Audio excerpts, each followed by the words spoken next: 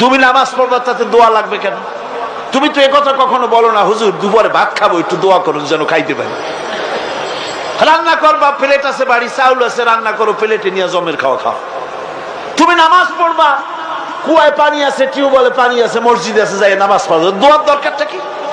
ইচ্ছার দরকার, চেষ্টার দরকার। সুতরাং সব অজুহাত ছেড়ে দিতে হবে। আগে নামাজ।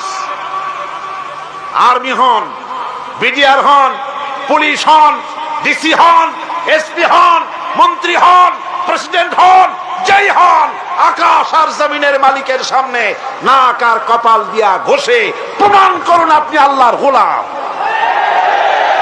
কার গোলাম? আর নামাজের চাইতে থামো, স্লোগান লাগবে না। নামাজের চাইতে গোলামির উৎকৃষ্ট নমুনা আর কিচ্ছু নাই। কথা বুঝছেন? গোলামি করার জন্য নামাজের চাইতে উৎকৃষ্ট নমুনা আর কিচ্ছু নাই। যখন কানে হাত দিয়া, কানের কাছে হাত দিয়া হাতটা বাঁধলেন, এই তো আসামি হয়ে গেলেন, গোলাম হয়ে গেলেন। কার গোলাম? অবশ্যই পৃথিবীর কোন প্রেসিডেন্টের গোলাম নই, কোন মন্ত্রীর গোলাম নই, কোন পীরের গোলাম নই। গোলাম আমি আল্লাহ।